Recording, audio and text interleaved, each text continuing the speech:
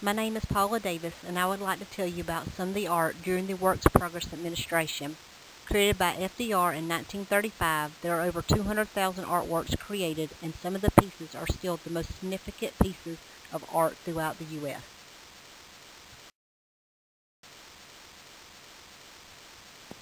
These two prints, created by Estelle Levine, are now part of the Library of Congress's mass collection. The collection consists of over 980 original posters created by artists while employed under the WPA. These were created for two events in New York City. These are two examples of Catherine Millhouse's WPA posters promoting Pennsylvania. She served as the supervisor of the Pennsylvania Federal Art Project from 1934 to 1940. Being of Quaker descent, she incorporated many of Pennsylvania's Dutch themes into her posters. These prints promoting the preservation of the national parks and wildlife were created by Frank S. Nicholson. These two are just two of the several that he created while working for the WPA. His works are simple but somehow captive to the viewer. Most of his work is stored at the Library of Congress. Painted by Edna Rendell, experimenting with the first model cotton gin, was originally located in the Swainsboro Post Office. The building has since become incorporated into the Emmanuel County Courthouse and can be seen in the county clerk's office. In addition to many artworks, Rendell also illustrated children's books. The Story of Richmond Hill, a mural painted by Philip Evergood, was commissioned by the WPA in 1937, is housed in the Richmond Hill Public Library in New York City. Evergood joined the WPA because of financial troubles. The Lakeview Post Office mural was painted by Harry Steinberg in 1937. The mural depicts the history of Chicago up to the day that he completed the mural. It is one of the best preserved murals of the WPA, a fact that Steinberg was still very happy about because of the great historical value of the works.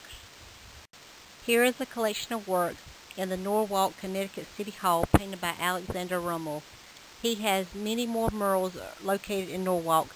At the top left corner is the Danbury Fair. The top center is Cleaning Oysters. The top right is Calf Pasture Beach. The bottom left is Apple Harvest, and the bottom right is Circus Act. The Corn Parade, painted by R.C. Fisher, is located in Mount Airy, Iowa Post Office. The Iowa-born artist wanted to poke fun at the state's most loved and grown crop. Being an artist and cartoonist, Fisher was almost an inventor. He created and patented a locomotive whistle in the U.S. and Canada. The Battle of Bear River mural was painted by a watercolor artist, Edmund J. Fitzgerald, and is located in the Preston, Iowa Post Office. The mural depicts one of the most violent Native American battles in the U.S. As well as being an artist, Fitzgerald was also a 26-year veteran of the U.S. Naval Reserve. This relief sculpture, done by Vince Linsky, is located at the former Warrenton Post Office in Warrenton, West Virginia. In the 1960s, the post office moved and the building has been vacant. He sculpted many other works for the WPA. In World War II, he joined the Navy and was chosen to design the U.S. Navy Expeditionary Medal. Young Lincoln by sculptor James L. Hanson is located at the Los Angeles, California Post Office and Courthouse lobby. It was also exhibited at the 1939 New York World's Fair and installed at its current location in 1941. Hanson depicted Lincoln shirtless and barefoot because he was a man of deep sentiment. This is Man Controlling Trade, located in the Apex building in Washington, D.C. It was created by Michael Lance. He worked as an art instructor for the WPA and won a commission to build his sculpture. The models used for this area located in the Smithsonian Museum.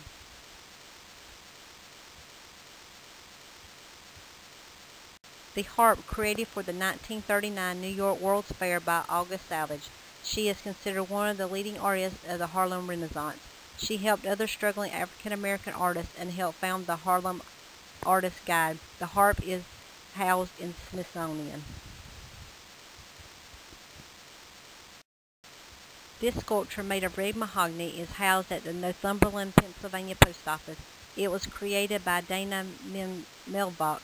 a sculptor for the WPA. This sculpture depicts Dr. Joseph Presley.